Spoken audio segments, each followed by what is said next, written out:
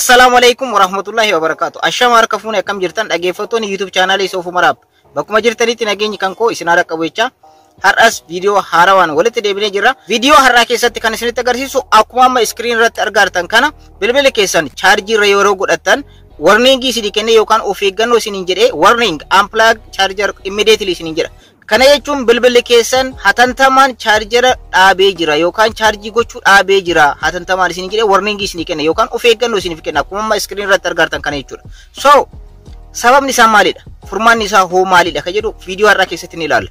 Egaa bilbila keessan fiddanii jechuudha charge irra kaawwachuudhaaf yookaan charge connect yeroo itti gootanii egaa barreeffama kana isiniif al tokko tokko argitan yoo ta'e namoonni isin qunname ni beektanii namoonni isin qunnaminis wanta akkana yoo isin qunname akkamitti sirreeffachuu akka dandeessaniif video kana isiniif dhiyeesse. So bilbila keessan fuutanii charger irra yeroo kaawwattan charge yeroo itti gootan barreeffama kana isiniif fida. Barreeffama amma asirratti argartan kana isiniif fida warning unplug charger immediately isinii jedha. Kana jechuun bilbila keessan chargera yookaan chargera yeroo irra keessan chargerri kan keessan bilbila keessanii hatantamaan dhaabbatee jira hojjechaa jiru jechuudha wanta biraati miti. So sababni kun uumamu maalidha? Chargerri keessan hin hojjetu yoo ta'e wanti tokko inni bilbila keessan irratti isinitti agarsiisu hin jiru. Mallattoon chargera agarsiiftu sun qofti connect hin taatu yookaan bilbila keessan connect hin ta'udha. Chargerri keessan yoo hojjechuu dide yookaan immoo bilbila keessan bakki chargeratti irra gootan kun yoo kan dhaabbatu ta'e guutumaan guututti jechuudha bakka chargeraa kun yoo kan dhaabbatu ta'e wanta barreeffama akkanaa isiniif fidu. Akkanumallee chargerri keessan rakkoo yoo qabaate charger keessan rakkoo yoo qabaate wanta akkanaa isiniif fidu. Kan isiniif fidu bilbila keessanis rakkoo hin qabu baay'ee rakkoo hin qabu rakkoo isaa isinitti hima.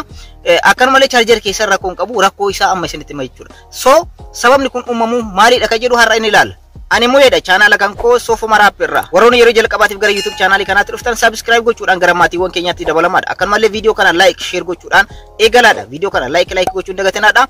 Amma gara barnoota keenyaatti ceena. Egaa bilbila keessan yeroo hundayyuu charger irra yeroo kaawwattan wanta kana barreeffama kana yoo isiniif fide warning jedhee unplug charger immediately yoo isiniif ka jedhu ta'e sababni isaa maalidha ka jedhu isinitti hima. Sababa lamaadha. Tokkoffaa manni chargera ittiin connect gootanii yookaan charge keessan fiddanii manni itti suuqattan kun bakka asitti argartan kana jechuudha isinitti agarsiisaa jira. Bakka charge irra kaawwattan kun tokkoffaa bishaan yoo qabaate jiidha yookaan bishaan yoo qabaate wanti akkanaa ni uumama. Jiidha yookaan bishaan yoo kan tuqu ta'e as keessatti jechuudha wanta akkanaa ni uumama. Lammaffaa immoo as keessatti yoo kan xuraa'u ta'e yookaan immoo yoo kan dandaa'u ta'e dandaa'u jechuun zigat kan jedhu san jechuudha. Dandaa'uudhaan wanti as keessatti argamu kun as keessatti wanta haphii elektirika dabarsuu dandeessutu argama. So wanti kun yoo kan dandaa'u ta'e yookaan kan xuraa'u ta'e chargera keessan irra kaawwachuudhaaf yeroo deemtan barreeffama kana isiniif fida jechuudha. Warning isin jedhee barreeffama amma asirratti argartan kana isiniif fida. Kana isiniif fide taanaan wanti isin gochuu qabdan maalidha? Sababni isaa kana ta'uu erga beektanii furmaatni isaa hoo maalidha ka jedhu amma isinitti hima. Furmaanni isaa tokkoof tokkodha. Jalqaba wanta kana barreeffama kana yeroo charge irra kaawwattan akka isinitti agarsiisan achiin booda charge bilbila keessan irra kaawwatinaadha. Tokkoffaan isa kanadha. Kun of eeggannoodha. Bilbila keessan guutumaan guututti gubachuu ni danda'a ni dhabdan bilbila keessan. So jalqaba irratti wanti isin gootan maalidha? Bilbila keessan wanta barreeffama kana yookaan warning akkanaa isiniif fide barreeffamni akkanaa yoo isinii dhufe hatantamaan bilbila keessan charge irraa dhaabudha. Charge gochuun isinin barbaachisu jechuudha. Haga furmaata argatutti. Furmaan isaa maalidha? Furmaanni akkuma duratti isin jedhe sababni ittiin uumamu waa lamaadha. Tokkoffaa manni chargera itti gootan kun mana chargera itti connect gootan kun yoo kan xuraa'u ta'e yookaan qoshasha adda addaati yoo kan xuraa'u ta'e wanta kanatu uumama. Lammaffaa immoo bishaan yookaan jiidha as keessa yoo qabaate yoo bishaan tuqe jiidha yoo as keessa jiraate yookaan immoo chargii keessan caafii irra jechuudha. Caafii chargii kana irratti jiidha yoo jiraate jiini yookaan bishaan tuqee yoo jiraate akkanumallee yookaan xuraa'u ta'e wanta akkanatu uumama barreeffama akkanatu isinii dhufa jechuudha. Guutumaan guututti bakki chargera kun yoo hojjetu ta'e connect hin ta'u. Akkanumallee chargerin keessan hin hojjetu yoo ta'e connect hin ta'u. Wanti kun barreeffamni kun kan dhufu kamii yoomidha wantoonni kunniin yoo uumamanidha. Amma immoo furmaatni isaa maalidha ka jedhutti haa deebinu.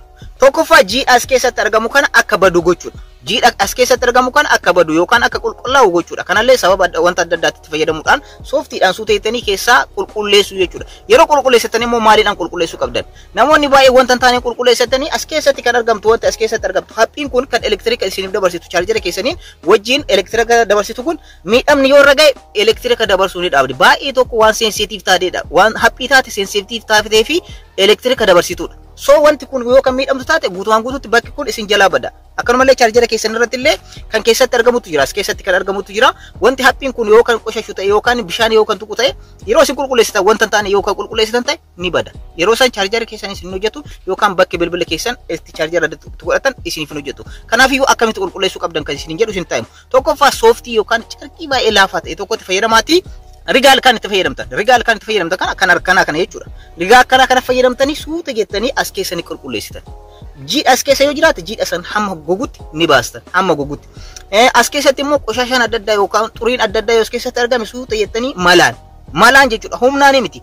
Pilaastika kana kan ilkaan keessan ittiin rigatan rigaa kana jechuudha. Kan pilaastikaati kan mukaa osoo hin ta'in kan pilaastikaatti fayyadamtanii suuta jettanii bakka san qulqulleessuu fi jiidha achi keessatti argamullee balleessuudhaan isiniif sirraa jechuudha. Wanta kanneen lamaanidha. Sababni isaa sababa kanaani wanti kun kan isinii dhufu. Asirratti wanti kun yeroo hundayyuu yoo isinii dhufe bilbili keessan tokkoffaa xuraa'ee jira bakki isaa yookaan chaarjeriin kan keessan bakki itti chaarjii irratti gootan lammaffaa immoo bishaan keessa seenee yookaan jiini keessa seenee jira jechuudha. Sababa kanaani soo akka irraa fayyadamtan abdiin qaba. Keessattuu namoonni biyya qorraa itti argamutti jiraatan wanti akkana yeroo baay'ee isin qunnama. Sababni isaas biyya qorraa yoo ta'e wanta as keessatti akka argamu alumineemiidha. Akkuma beektan elektirika dabarsuudhaaf kan isin qarqaarudha. Soo alumineemiin kun carraa danda'uutii fi akkanumallee jiidha saabuu qaba biyya qorraa keessatti. Soo sababa kanaan jiidha ni uuma. Jiidha yeroo uumu immoo wanta kana isinii fida. Immediately wantoota kanneen gochuudhaan suuta jettanii qulqulleessuudhaan akkanumallee akka miidhamne alumineemiidha wanna as keessatti argamu. Wanta haphiin kun immoo yoo badde salphumatti as keessaa humnaa yoo itti fayyadamtan ni baddi. Soo